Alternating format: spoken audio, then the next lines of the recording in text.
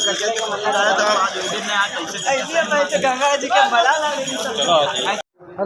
महादेव, हर महादेव, बम भोले, बम भोले, बम भोले, बम भोले, हर हर महादेव, हर हर महादेव। नमामि गंगे दोस्तों, हर हर गंगे। दोस्तों आज हम परिक्रमा करने वाले हैं काशी में मां गंगा के सभी घाटों की। दोस्तों आप हमारे चैनल पर नए हैं तो चैनल को सब्सक्राइब कर लें और नोटिफिकेशन को ऑल कर दें दोस्तों, जैसे कि हर नोटिफिकेशन मिलने वाला सबसे पहले आपको मिले। तो दोस्तों चलते हैं काशी में मां गंगा का सौंदर्य वर्ण को देखते हुए मां गंगा के सभी घाटों की बात करेंगे। दोस्तों जब सुबह की किरणें सूरज की काशी में पड़ती हैं तो काशी स्वर्ग से जैसा दिखता है, क्योंकि काशी में बनी बनी बड़ी बड़ी इमारतें और गंगा के किनारे बना हुआ घाट और बने बने मंदिर। दोस्तों जब सूरज की किरणें पड़ती हैं तो सोने का जैसा स्वर्ग नज़र आता है। ऐसे ही स्वर्ग काशी को देखने के लिए दूर दूर से देशों से लोग आते हैं और अदर राज्यों से लोग यहाँ पर आते हैं। साउथ इंडियन, अमेरिकन, बहुत सारे देशों से लोग काशी में भगवान विश्वनाथ के दर्शन करने आते हैं। दोस्तों दिन लगाते हुए चलते हैं काशी में प्रसिद्ध घाटों की आपकी नज़ारा दिखाते हैं। दोस्तों यह है मीर घाट। यहाँ के सभी घाट अत्यंत मनोहर और सौंदर्य से भरे हुए हैं। गंगा तट पर मीर घाट अधिक उल्लेखनीय है। इसी घाट पर शक्तिपीठ विशालक्षी एवं बाबा विश्वनाथ मंदिर नवीन स्थित है, जिसकी स्थापना स्वामी करपात्री ने ही की थी। अहिल्याबाई घाट वाराणसी उत्तर प्रदेश भारत में गंगा नदी के तट पर स्थित एक प्रमुख घाट है। इसका नाम मराठा साम्राज्य की प्रसिद्ध रानी अहिल्याबाई होलकर के नाम पर रखा गया था। इन्होंने 1767 से 1795 का मालवा साम्राज्य पर शासन किया था। घाट एक लोकप्रिय पर्यटक आकर्षक है और हर दिन हजारों की संख्या में लोग यहाँ पर आते हैं। दोस्तों मुंशी घाट उत्तर प्रदेश के वाराणसी में गंगा नदी पर स्थित एक घाट है। इसका निर्माण 1812 में ईधर नारायण मुंशी ने करवाया था, जो नागपुर राज्य के वित्त मंत्री थे। उन्हीं के नाम पर इसका नाम मुंशी घाट पड़ा। सन 1915 में दरभंगा के राजा कामेश्वर सिंह गौतम बहादुर ने इस घाट को खरीदा और इसका विस्तार करवाया।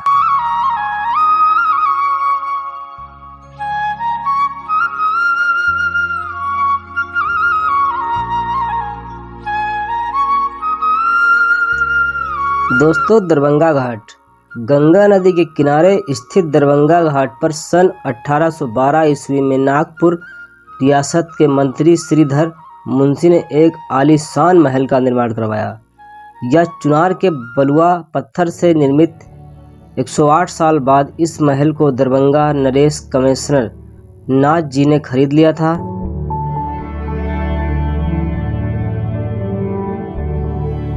दोस्तों गंगा की अविरल लहरें जब काशी में प्रवेश करती हैं तो वह काशी उत्तरवाहिनी गंगा कहलाती है। मान्यता है कि काशी में आते ही गंगा उत्तरवाहिनी हो जाती है। घाटों को छू कर गुजरती गंगा काशी के जीवन रेखा है। विविध घाटों की अपनी मान्यता और पहचान ही नहीं बल्कि काशी का वैभव भी इन्हीं से खपान होता है। उन्हीं कड़ियों से जुड़ा हुआ दरभंगा घाट भी महत्व रखता है। काशी के इतिहास कलाकार मानते हैं कि वर्ष 1812 में नागपुर रियासत के मंत्री श्रीधर मुंशी ने घाट और महल का निर्माण करवाया। हालांकि पहले ही दरभंगा घाट के मुंशी घाटों का ही एक हिस्सा हुआ करता था। सन 1920 में घाट के कुछ हिस्से को बिहार स्थित दरभंगा के राजा ने खरीदकर अपने स्तर पर घाट को पक्का करवाया और निर्माण को और भी भव्य रूप से बना दिया।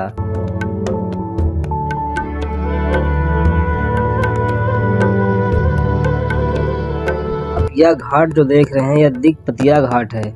इस घाट का निर्माण दिगपतिया ट्रस्ट स्टेट बंगाल ने करवाया था।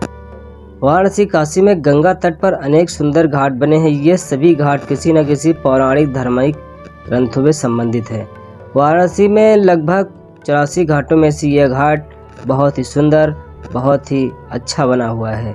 लोग यहाँ पर आते हैं, स्नान करते हैं, अपनी मन्नतों को मांगते हैं।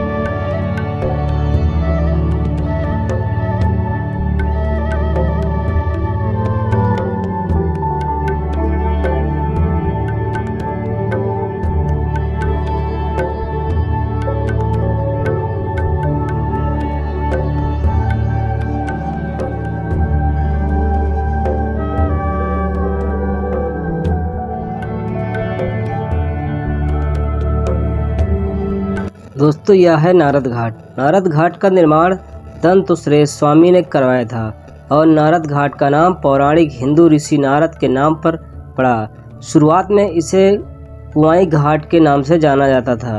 19वीं शताब्दी के मध्य में इस घाट पर नादेश्वर शिव मंदिर का निर्माण किया गया।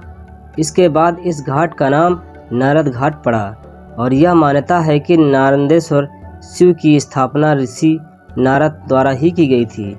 नारद घाट के बारे में माना जाता है कि विवाहित जोड़ों या प्रेमियों को यहाँ स्नान करने से बचना चाहिए, क्योंकि यहाँ स्नान करना उन्हें और उनके रिश्ते को संकट में डाला जा सकता है। ऐसा कहा जाता है कि इस घाट पर स्नान करने वाले जोड़े अपने रिश्ते को ख़त्म कर देते हैं और उनके बीच का अंतर लगकर बढ़ता जाता है। उनका रिश्ता तलाक या ब्रेक अप के समाप्त हो जाता है। इसलिए लोग इस घाट से दूर रहना पसंद करते हैं। ऐसी मान्यता इसलिए है क्योंकि ऋषि नारद एक ब्रह्मचारी थे और उन्हें इस घाट का आध्यात्मिक स्वामी माना जाता है।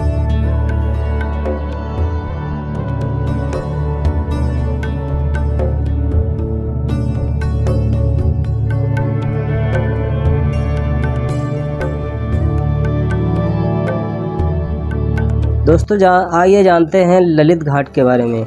ललित घाट वाराणसी में गंगा नदी के प्रमुख घाटों में से एक घाट है। वाराणसी के अन्य घाटों के विपरीत जो भारतीय शासकों द्वारा बनाए गए थे वे 19वीं शताब्दी में नेपाल के राजा राणा बहादुर शाह द्वारा बनवाया गया था।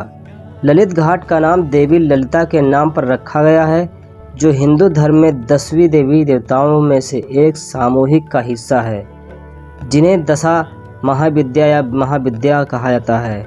उन्हें मां पार्वती का रूप भी माना जाता है। दोस्तों यहाँ पर आने वाला हर श्रद्धालु भक्त मां गंगा के पवित्र जल में स्नान कर अपने जीवन को धन्य करता है।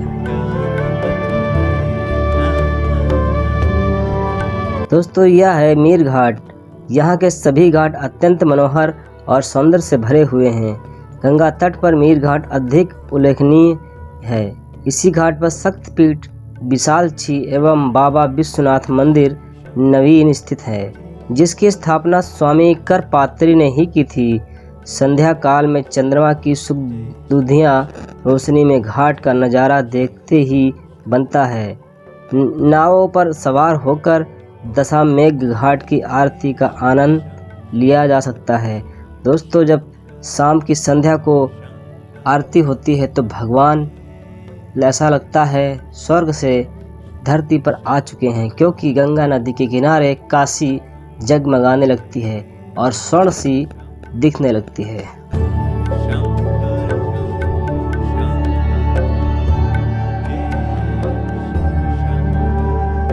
दोस्तों अगर हमारा वीडियो आपको अच्छा लगे तो चैनल को सब्सक्राइब कर दीजिए और बेल आइकन को प्रेस कर दीजिए, एक लाइक कर दीजिए और दोस्तों अपने दोस्तों में वीडियो को शेयर कर दीजिए और कमेंट में हर हर गंगे जरूर लिखें।